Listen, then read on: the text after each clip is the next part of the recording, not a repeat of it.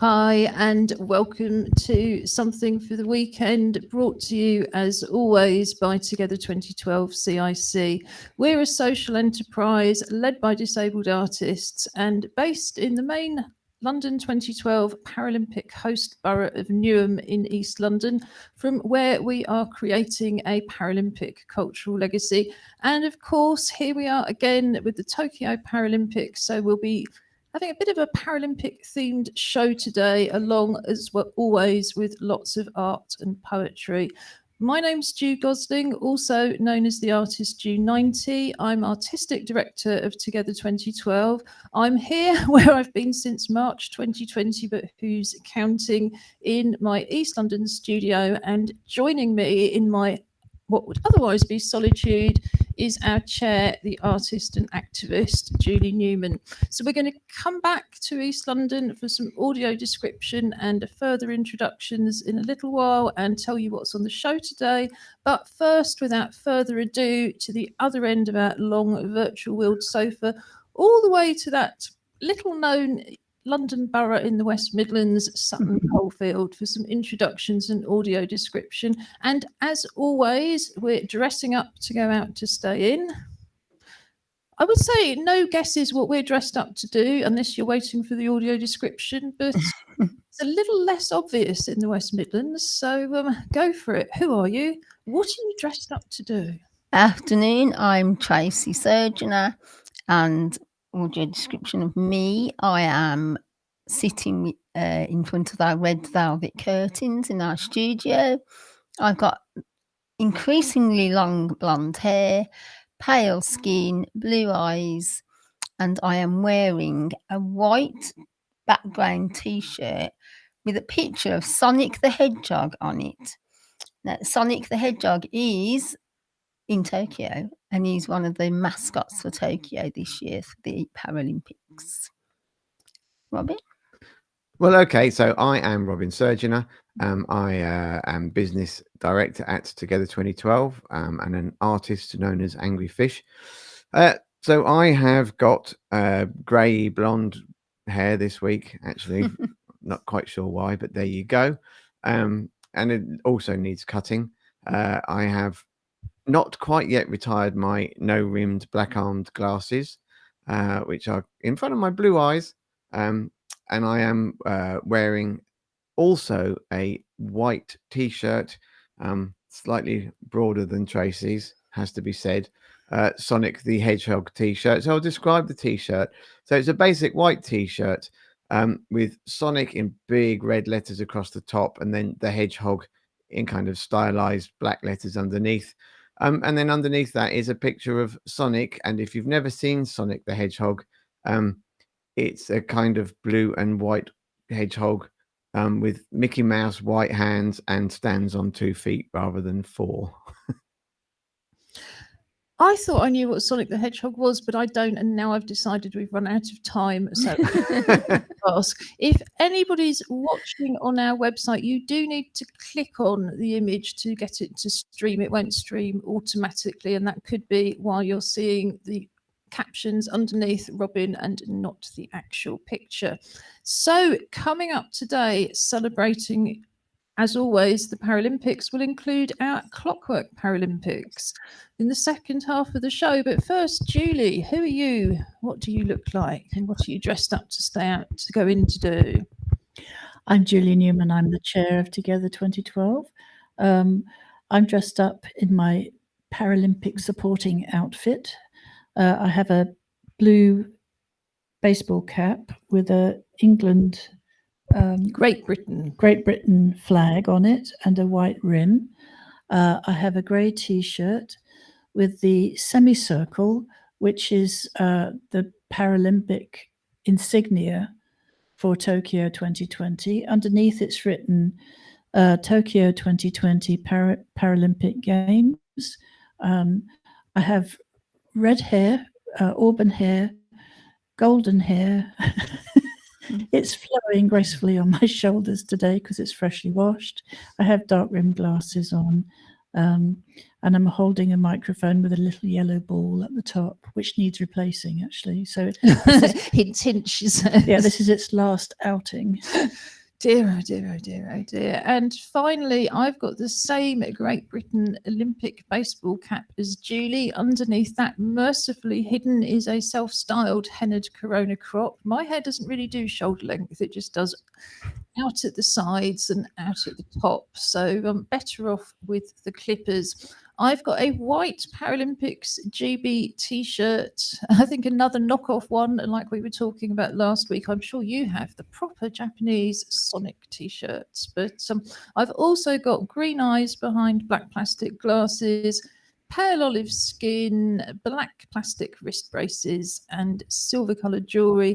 And behind us is Tanny the teddy bear waving her Paralympics GB flag, and in fact sitting with a little, what is it? It's a Paralympic. Well, we'll introduce her later, but it's one of the official Paralympic mascots. So that will be coming up in the second half of the show.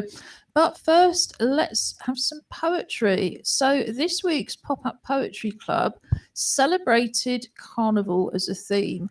And as regular viewers know, and indeed club's participants at Together 2012 know, we celebrate Carnival in the summer, and this year has been no different, apart from the fact that we've done it at home.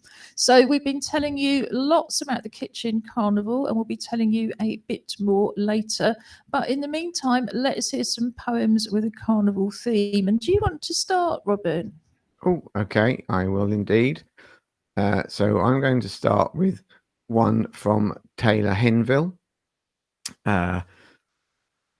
entitled Carnival. Roaming round the carnival, watching the floats go by in bold colours that catch the eye. People dancing in the street to rhythm, to the beat. Neon costumes adorned in sequins and feathers that twinkle and flutter in the sunny weather. People in colourful masks that hide the face dance and sing in the crowded space, and the music swells, rumbles and roars, sending vibrations that rattle the floor, and the crowd cheers on, and the screams out for more. Wonderful. Thank you, Taylor. And also thank you, Taylor, for volunteering for us at the Film Festival and the Pop-Up Poetry Club for several years now. And congratulations on your new job. Julie, what have you got for us? I've got a poem from Alison Marchant, who's the international artist, who's our programme leader. She's titled it Memories of Carnival. The procession snakes for miles, a kaleidoscope of colours with dancing feet along a symphony of sound, some passing entertainment for the masses, a long walk in the midst of great crowds. The sun is shining as I listen to the beating of the drums and skirts billowing and swaying in a shimmering haze of glittery colour. You can hear the sound of traditional steel bands, see people parting and clapping their hands. It's a dazzling show which encompasses every colour of the rainbow. Thank you, Julie, and thank you, Alice. And that certainly brings back some memories. What have you got for us, Tracy? Right, I've got one by Ellen Goody, Carnival Flags. Carnival, carnival, waving flags. On a truck, slippery, slippery carnival flags. Lots of people.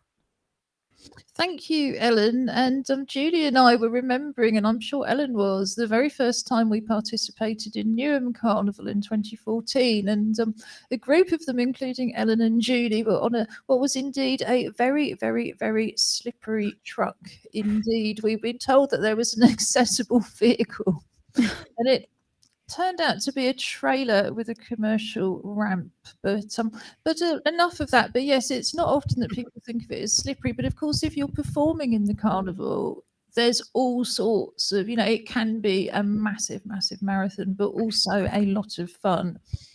And this one is from Pies and Malik Neve, and it's just called Carnival.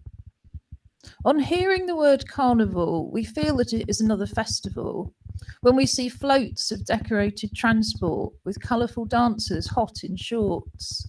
We see bright flags, balloons and ribbons waving and flying as in severe monsoons. We hear the chanting, singing and beating of drums, melodious flutes and bells ringing. We see smiles of happiness enjoying our carnival. Many dance merrily along, joining the upheaval of loud cheers and waving hands, feeling good and looking grand. We enjoyed all the planning and preparations, always looking forward as an annual celebration. The festival that spectators are ready to stand by along the route with flying kisses and jumping high, shouting, "We all love you, well done, see you next year in the sun." And it has to be said, we've never been to a wet carnival, although we've done several years in Newham and several years in Hackney. I think perhaps the fact we've been doing a virtual carnival this summer, though, has actually been quite a good thing. So, Robin, what else have you got for us? Okay, I have one from Dwayne Bryan. Again, the simple title of Carnival. Carnival is bright and fun. Carnival is for everyone. Lights and everything seems so right. You have your tambourines and you are beating your drum. Everyone is happy and having fun. You're in the crowd and the party is on its way. What an evening, what a day. People drinking rum or even beer. People waving their national flag in the air. You join the crowd. You're having so much fun. You don't even care. You listen to the music in the background and you dance to the sound. Thank you, Dwayne. And yes, I've got lots of memory of dancing around with Dwayne, Alison, Ellen, and all sorts of people. So I think we've just got two left. Julie, do you want to go first? Sure thing. Mine is by me. It's called Carnival Nights. Bang, bang go the drums, the music plays, loud beats thud out, drowning, lost in the noise. People dance in the streets. So many colours, so many crowds. Thus, Catholic celebrations spread around the world as the colonists moved, leaving a legacy of pre-Lenten festivals, maybe built on earlier feasts, most likely it seems, but the boundaries are blurred before the Lenten austerity hit. Or was it the need to clear the cupboard, ready for new seasons and new harvest? All that remains today is the need to rejoice. Fat Tuesday gives us Mardi Gras. Masked debauchery abounds. Music, wild behaviour rules. Costumes give hints of yesterday's rebellion. Headdresses tall, jiggle and bob. Floats brightly coloured, moving slowly. Greens and oranges mix chaotically with the yellows, reds and blues. Jumping out from high costumes and low-cut outfits displaying shining flesh. Passers-by join in the ribaldry, and dancers move to the rhythm only they can choose, for the noise is too loud now to hear the music. And so what had evolved to become an act of defiance, a rebellion, changed. No more the rich, the poor against the rich, the powerful mocked and belittled. Slaves mimicking the masters, the owners, symbols becoming strong images through which to hold a mirror for all to see the wrongdoings. The evil shown bold and exaggerated in stark relief against the darkening skies. Now no religious festival celebrated. Instead, in these times of liberation, parades of lusty revelers hide the true intentions of the few who remember and honour their roots. Thank you, Julie. And we've had a wonderful summer since the beginning of July of carnival workshops every Wednesday afternoon with Clary Salandy from Mahogany Carnival Design. And Clary is just wonderful, but one of the best carnival artists in the world. And it's been such a privilege to find out so much more about the roots of carnival, meaning of carnival and the different types of carnival, and how relevant it is to disabled people, of course, many of whom are modern slaves today. So I think it's a good time to just flag up that next week we will be well, previewing at our last Carnival workshop next Wednesday, our digital Carnival performance for Hackney Carnival. That will go online on the weekend of Hackney Carnival, which will be the following weekend. We've also got a second Carnival percussion workshop next Thursday evening from 7 to 8 on Zoom with Zimali Kadina Guskosk. And Zimali also has a video on our website. He runs wonderful kitchen percussion workshops. All you've got to do is grab a saucepan or a frying pan, homemade shaker, and come along. If you'd like to join us, just drop us a line, info@together2012.org.uk, and we'll give you the Zoom link and tell you more. But I think we've got one more poem. Is that right, Tracy? Yeah, I've got one by Dawn Barber, again entitled Carnival. One love, it's time for Carnival. Let's all be happy and shake. Preparing rehearsals, now it's the day we are on our way. Down the street, people look at us, waving their hands. Children all excited, coloured costumes, makeup that makes us stand out. We are so full of happiness, we could fly to the sun. Photos are taken, memories of Carnival are here to stay. We will never forget this day. We just want to keep floating away in happiness. Oh, thank you, Dawn. That's made me very nostalgic as well. In the archive section on our website, www.together2012.org.uk, you can see videos as well as still images of those days. But to have a look at our current Join In From Home Carnival project, just either go to the Join In From Home pull down menu on our website, or the quick way is www.kitchencarnival.org. But now we're going to have a look at what the Art Club have been doing this week.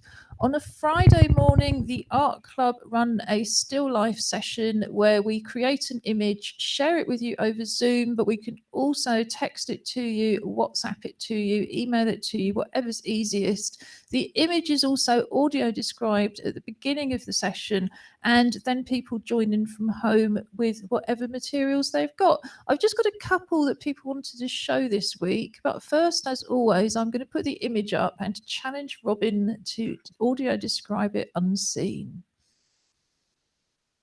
Well, golly, so Alison is yet again surprising her with her handbag collection. So we have 3 handbags, so kind of one in front of each other. One at the back is almost like a slim kind of briefcase, almost like a red leathery kind of A4 size thing with a large like letterbox handle. In front of that is a greens mostly and browns kind of boho chicy kind of affair with laces and lots of colors in it. And in front of that is a very traditional sort of tent shaped handbag, triangular, narrow at the top, with a silver clasp. And then to bring it all together is I'd say a sort of a bronze colored, I'm sure it's material, but kind of like a bronze colored rose corsage, and a bronze ribbon across the front. Thanks, Robin. As always, your vocabulary is much better than mine at these things. And just to say, by 6 o'clock on the Friday we record the show, the image is up for you to join in from home on our website. Go to Together 2012 TV and follow the links to highlights and links. And that will have all of the poems, all of the pictures, and critically, all of the links to things that we're talking about today. So I'm just going to take that off and show you a couple from this morning. So this is from Margaret Spence, who only took up drawing last year, and it's a really fantastic effort, which I think today is in felt tip, but that's really great. I couldn't begin to do anything like that. And this one, which is a beautiful pencil drawing, is another of Lee Brooker's. And that is just so fantastic to see, as always. Well done, Lee. Just great.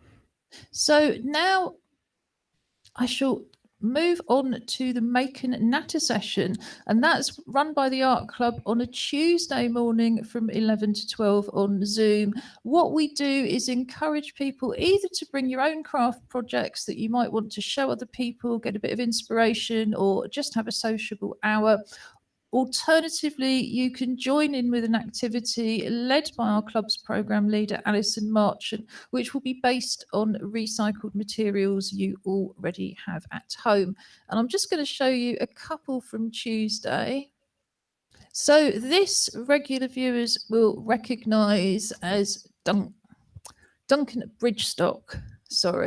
And Duncan has been making an amazing series of collages out of recycled card. This is a blue one on a white background, and I'm afraid I'm going to leave it there rather than get Robin to do his fantastic audio description, just because we've got so much to fit in today. But Duncan is doing an online exhibition of his collages as part of our festival in November, so I'm really looking forward to that. Now, this one I think you might recognise, Tracy. It's from Crystal Peasy, and Crystal is making animals based on toilet rolls, old empty toilet roll inners, that she's covered with paper. And this has become a sort of pink creature with blue paper arms and face. It's really very, very effective.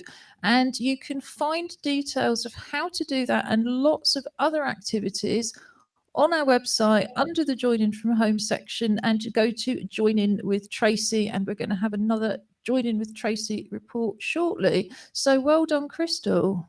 Now, the other thing people have been doing in the Make and Natter sessions is working on designs and costumes for the Kitchen Carnival project. So I just wanted to finish really by saying that this is Sophia, and she's made a black bat mask, which I have to say I designed originally. All you need to make this mask is some kitchen foil, some paint, half a cereal packet, and one toilet roll inner. So it's really very, very achievable. And this one is Margaret Spence, who's partway through making the same design. And I'm really impressed by how many people have engaged with this project. It's really, really great. So if you'd like to make your own Kitchen Carnival back costume out of kitchen recycling, there are lots of instructions and different designs on the website www.kitchencarnival.org.uk. So Tracy, tell us what we're going to see next in the Join In with Tracy section. Well, I think people might remember last week I used some salt dough to create some little figures. So this week, in fact, I've got to admit, it did take quite a few days for my salt dough to dry, whether that was the atmosphere or the weather we've been having. But I did leave them to dry till they were completely dried. And this week I had a go at painting them. So we're going to look at my sort of semi-finished salt dough. And just to clarify for people like me who've never made it and perhaps aren't the most experienced cooks either, it's part water, part salt and part plain flour, isn't it? Yeah, it's really, really easy to make. And it doesn't matter what you start off with, as long as it's the equal amount. So it's a cup, 1 cup of flour, half a cup of salt, half a cup of water. So that doesn't matter whether you start with an egg cup or a saucepan, as long as the ratio is the same. And it makes you mix it all together, and it sort of makes a bit like breadcrumbs, and then it suddenly just turns into a ball of stuff. I was going to say dough, but it's like dough. You knead it a little bit, and then it's like having clay, but much cheaper, much easier to work with. And you just be as creative as you want. So fantastic. So let me pop these pictures up into the stream. Yeah, so I thought I'd have a go at painting them now that they were totally dry. I used acrylic paints because water-based paints would just melt the salt in the dough. So I've managed to use some acrylic paints that we've got. And with acrylic, you only need a small amount as well. It does go a long way. And I So think I recognise those makes because in the days when we were delivering in person in an actual venue, we used to provide all the materials free. So you can buy surprisingly cheap acrylic paints. Let me move us on to the next picture. Yeah. So I started with I just had red, blue, white and green. Now, as you can see, I'd made some little circles and threaded them onto a barbecue skewer. What I've done here is I've just dropped two into each colour, and I'm just sort of rolling them around in the paint to get them covered. So I've got the green one, and then I'm just doing it with the red. As you can see, you really don't need a lot of this paint. It goes a long way. So there I've got 8. So I obviously when they've been covered in the paint, the white didn't come out as well as I wanted, so I swapped that out for yellow. So I've got 8 little beads, 2 green, 2 yellow, 2 blue and 2 red on the barbecue sticks, sort of suspended over a dish so that they would dry. This is something, so I'll show you this the beads next week, tell you what they turned into. But here we're looking at I had to go at making a rose, which was really, really easy. So I painted that in red. I was quite impressed that it does look quite detailed. You can see all the layers. I was quite happy with that because this is the first time I've used salt dough myself. I've made it before to use with my girls' brigade, but I've never actually used it myself. So I was quite happy with what I ended up with. And there's my rose. I painted the bottom half of the rose in a red and the bottom half with a bit of green. And then I tried to make a little teddy. I think one of his ears have dropped a little bit, but I've got a little teddy bear that I've made sitting on a red cushion. Literally, it's just the round body, round head, little feet. Painted it in yellow and put a little smile on its face. So I was there. It's put a smile on my face. I was never convinced by it as a teddy bear, but now I think it looks like a little dog. I think it's okay. Thank you. But yeah, I think it's fascinating. And once you've baked it and painted it, it will last as long as clay, won't it? Oh, absolutely, yes. We've got some that I've made Christmas decorations with my children when they were younger, going back 5-6 years, and they still come out of the box every year and go on the Christmas tree. So they are as hard as clay when they're completely dried. And I think although there's lots of talk about how child friendly the sort of things like Play-Doh are, there's an awful lot that isn't so great for the environment in it. You know, I think this is a really kind of environmentally sound way of doing modelling, as well as meaning you don't have to go and order it, you don't have to go and pay for it, you don't have to go and buy it, just use a bit of, order a bit of extra flour or try and bulk some. And also what I found, I haven't got a lot of strength in my hands, is it's very easy to use. It's soft. You don't have to put a lot of work into it. You don't have to, really work it hard because it's quite soft to start with. So I found that easy to use. Yeah, I mean, I think that's the other thing that's put me off doing anything with clay. But you watch programs like the Great Pottery Throwdown and you think, I really love to do it. I really love to do it. But again, as so often, once I've had a recommendation from you, I will give it a go. So in a minute, we will look at the week ahead and see what else Tracy might be recommending to do on screen or off. I've had lots of good iPlayer recommendations. But first, and isn't it wonderful that it's in the middle of the real Paralympics, finally, our Clockwork Paralympics. And in our Clockwork Paralympics, it's very straightforward. We have different clockwork toys competing. You choose, well, as I set up the Paralympics, my co-host gets to choose which toy to support which side of the screen, if you'd like to do that at home. And then we compete to see whose teddy bear is going to wear the medal this week. one of the many medals in the Paralympian household, or the gold plastic soul medal in my house, but I do have more teddy bears. But I think we've got some very special competitors this week. Do you want to go first? Oh, well, with you mean our Sonics? Yeah, No, I mean your teddy. Ah, sorry. I was being a bit dim there. can't see. So here he is, Tom. And Tom was the mascot from the Rio Paralympic Games.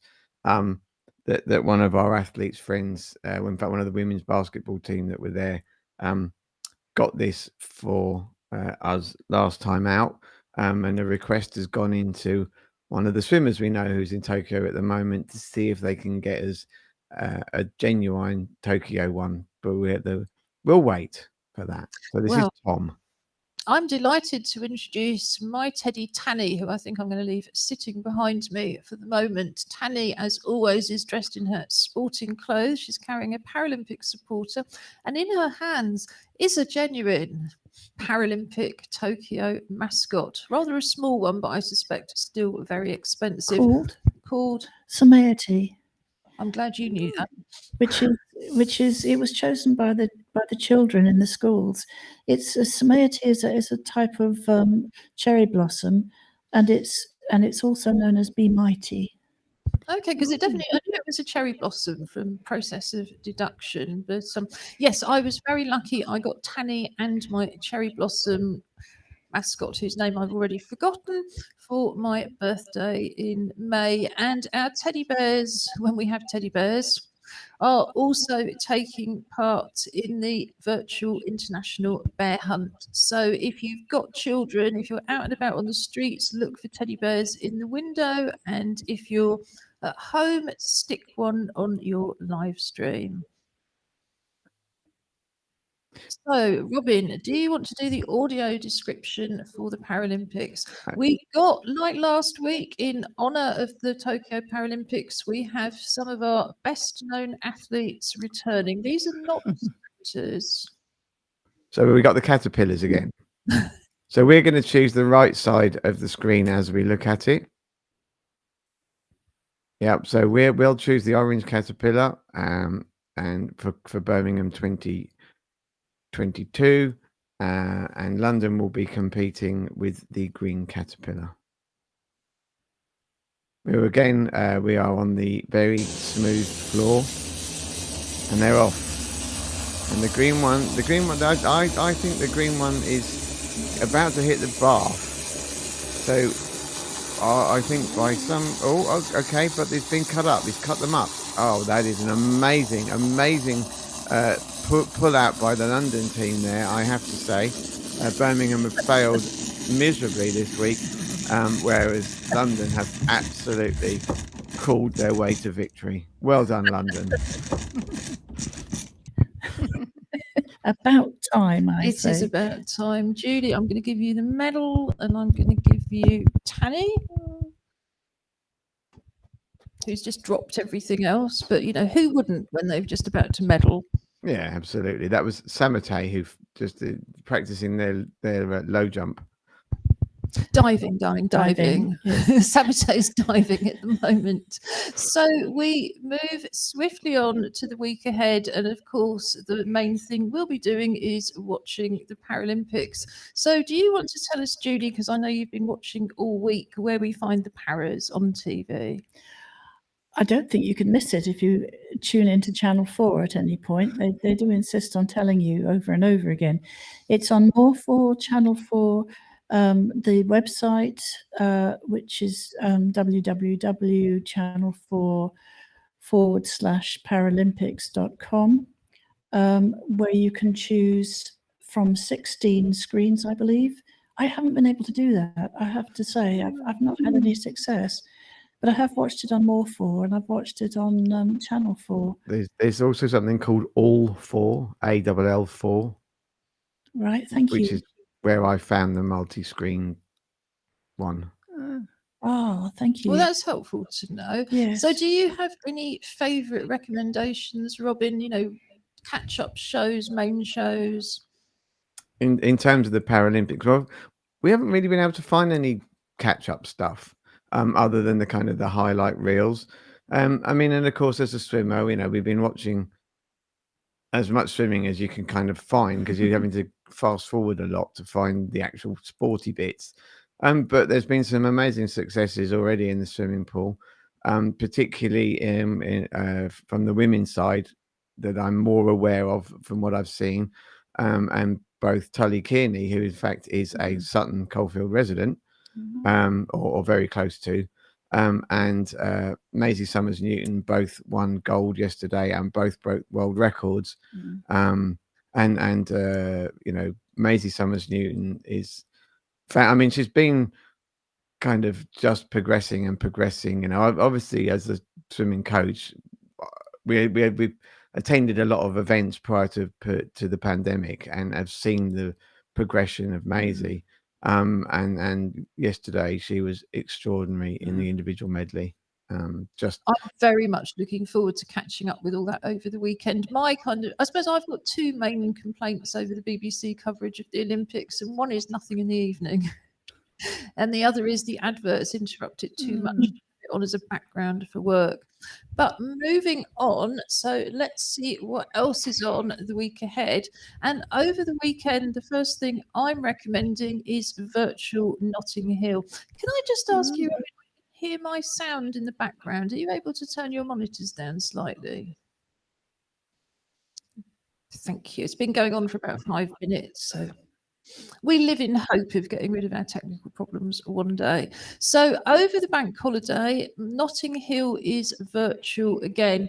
We were honoured to see some of the footage being shot, recordings of some of the footage being shot for last year at our Wednesday workshop with Clary Salandy, and it really kind of said, yes, it's not the same thing at all, but actually the virtual stuff is still really worth watching.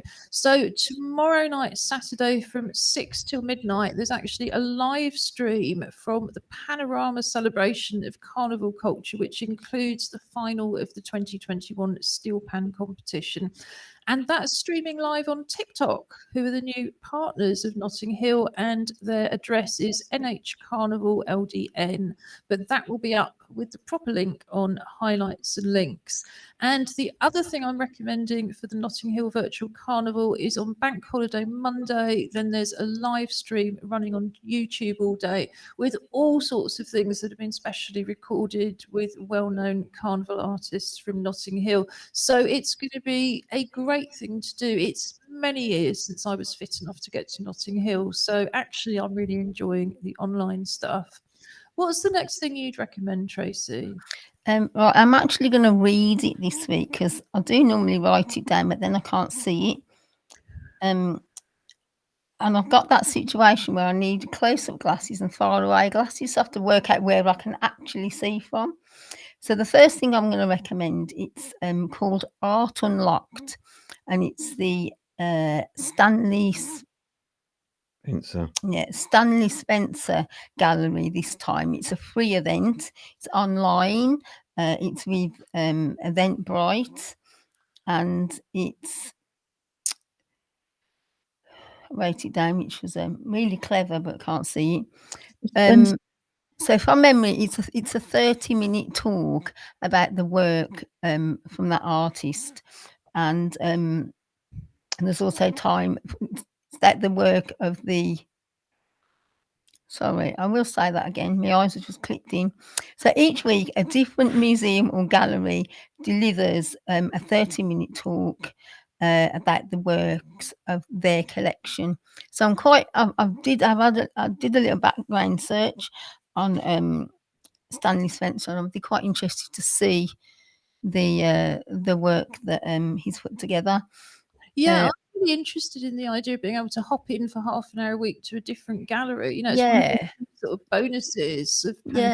It's done on a Zoom, and then you also get a chance to ask questions. So I think that's quite a good idea. Yeah, it's much not. I mean, I think I love live stuff online. When it's a recording, you always mean to get to it, but you don't always. Although if you're watching this as a recording, I don't recommend that attitude. scampering towards our and finally section, which this week is an extended interview with Robin and Paralympian and activist Tara Flood. So, Julie, very quickly, what else have you got for us? Well, funnily enough, I chose Stanley Spencer as well, which is how I knew it's on Wednesday at 5:30.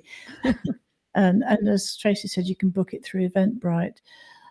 There's also Katie Archibald has got an online interview about books which influenced her. She was a gold and silver medalist in the Olympics on the cycling.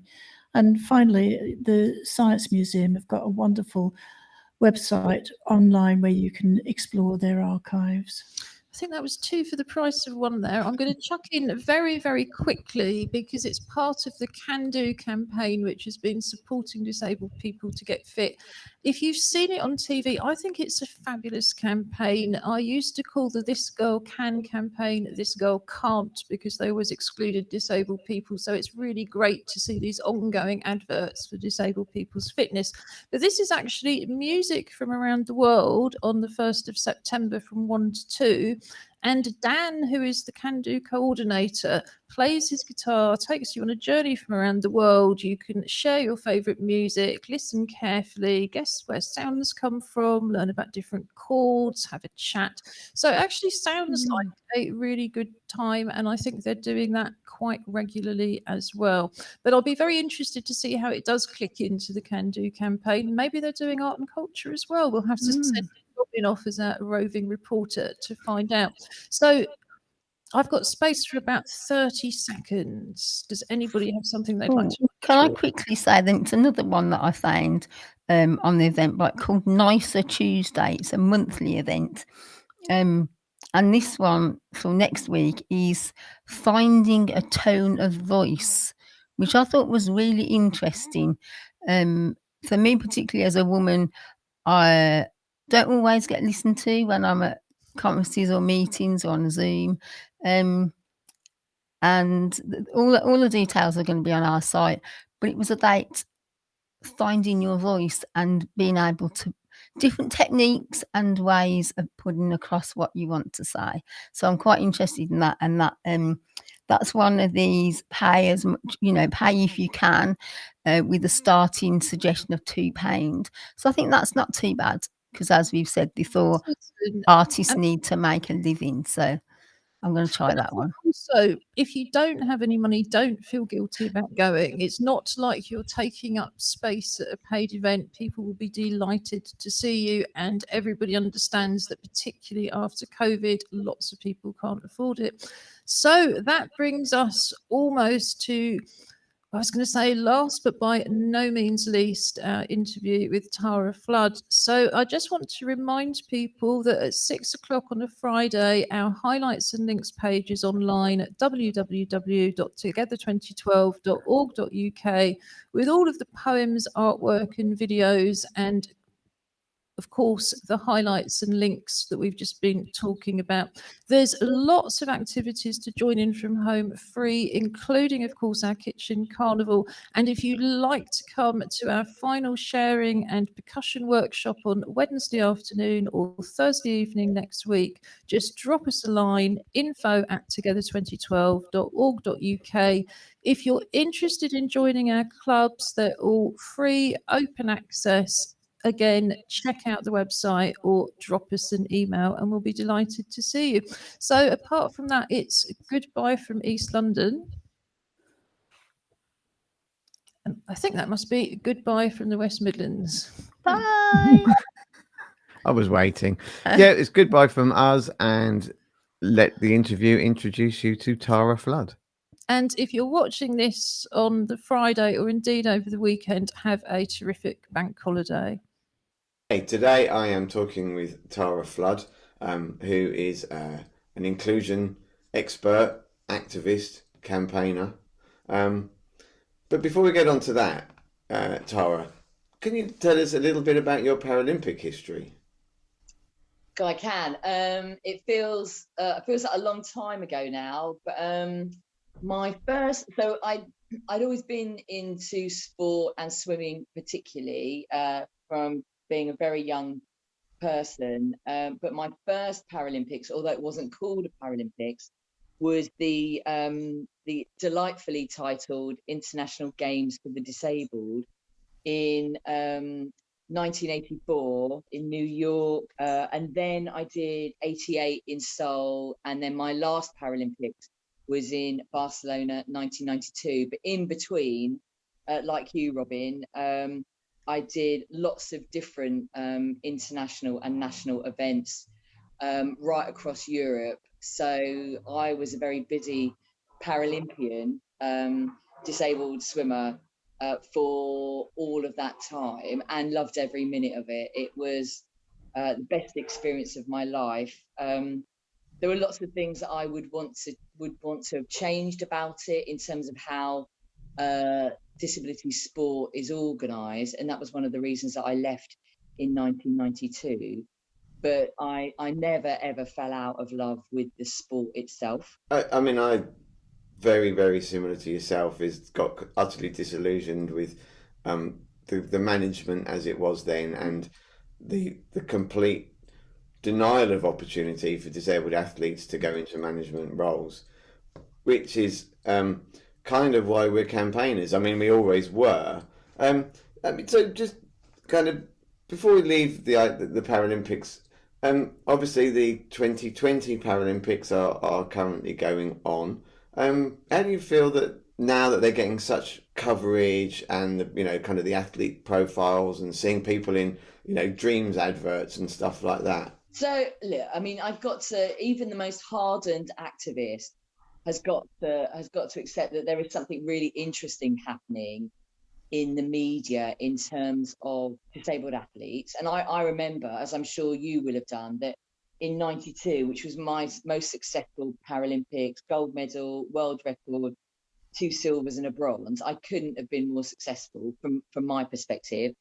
And yet I was pretty sure that it was only people recognised that the media had a lot to do to recognise and to treat us fantastically successful athletes with the same level of respect and interest as they did Olympic athletes. And I think if anything has changed, that's changed.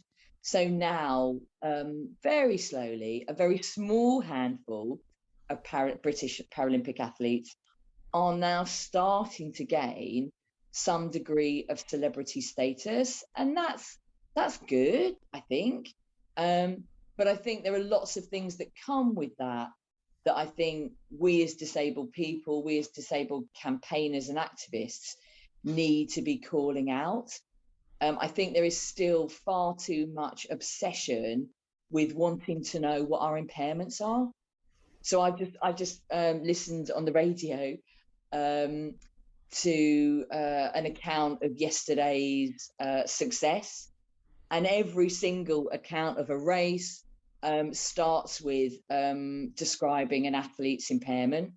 And I really look forward to the time where I don't have to hear that, because guess what? No one really cares. They really don't care. They're only, and you must have noticed this. The thing that really shifted for me was London 2012. I went along to every swimming final and also saw other events. And just being in the crowd, it was clear no one cared about the descriptions of someone's physicality. All they were interested in was whether or not a British athlete had won a medal. And the excitement around that was fantastic. And oh God, I remember kind of almost now, kind of like hairs going up on the back of my neck, being part of a kind of like a crowd of people who were just absolutely delighted that one of our own had got a medal, had won a race, whatever it was. And that shifted, hasn't it? But I think so but let's ditch the kind of obsession with people's impairment labels, which really leads nicely into kind of talking to you about the other half of you, or the contemporary you, which is you know, as an inclusion expert, and you've done a huge amount of work in education and still involved in that. But I'd like you to tell the viewers actually a little bit about what you're now doing and kind of how it all ties together. Yeah, okay. So yeah, that's right.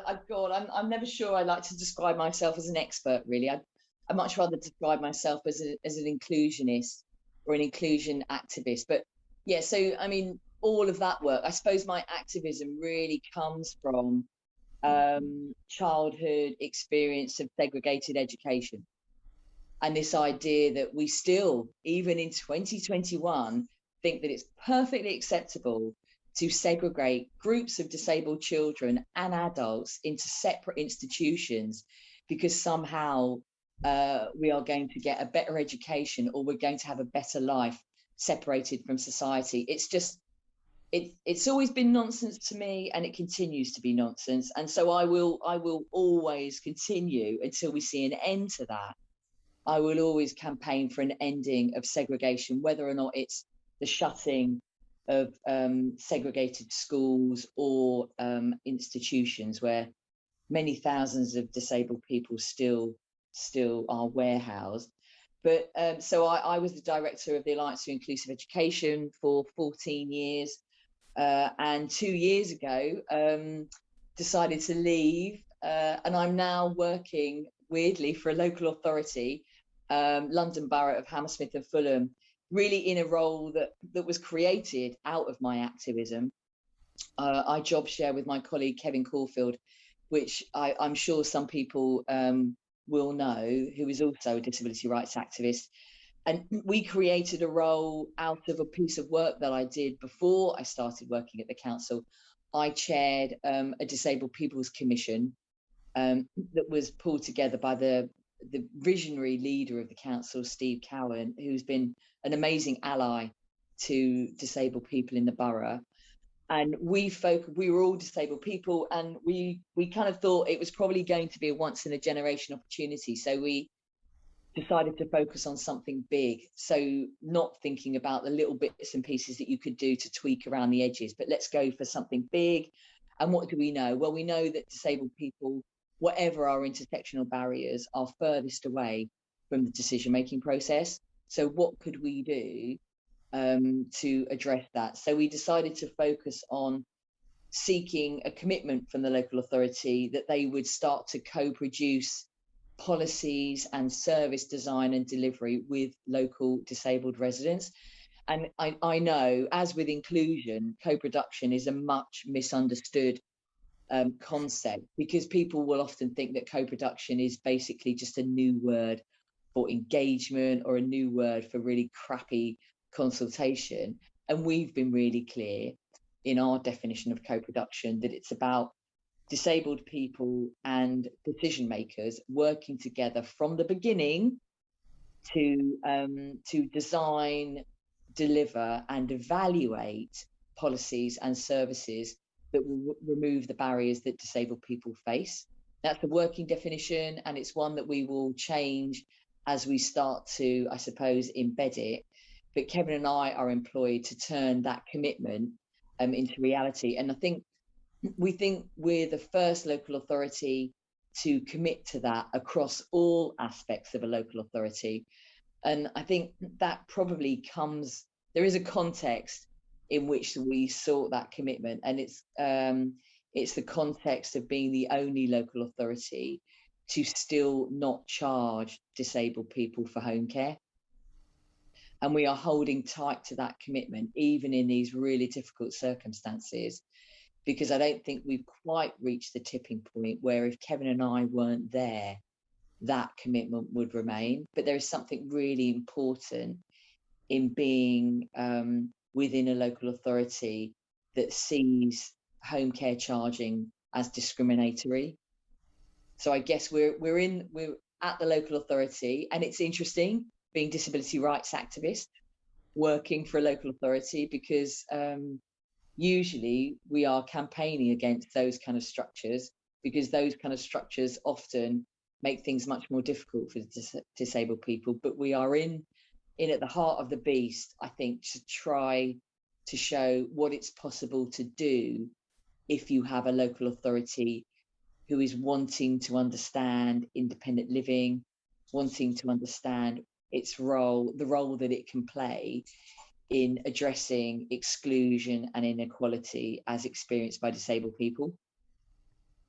I think that's incredible. Because as a campaigner myself, we've done so much work just trying to stop the erosion of services. So to hear such a positive story of engagement and commitment to our participation in the decision making that goes into the services, rather than this is what we've decided, what do you think? Yeah, exactly. Just to close, really, what would you say to our viewers on how they can keep their heads up, keep their heads above water, and continue to fight for what they need in their lives? Oh God, Robin, that's a good question. I think I suppose it's what keeps me going, really, and it's the sense of knowing, being really clear about the change that we want to make, and understanding the role that we play in leading that change, but recognizing that we can't do it on our own. I think one of the most important things is knowing who our allies are. So our allies, and I learned this when I was at the Alliance for Inclusive Education, and I guess it's the same with any civil rights movement, isn't it? That whilst the people who are most affected and will benefit most by the change need to be leading the change, we need to have allies alongside us to really push for that change. So it's building a movement of disabled people, but also seeking allies along the way, because this is not a quick fix. The things that we are wanting to change, the oppression, the inequality, the discrimination that is relentless in our lives, let's be honest, has been created through decades, and the fix for that will take just as long.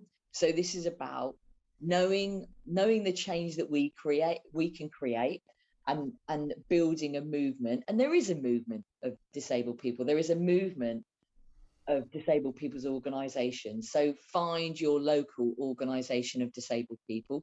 They exist.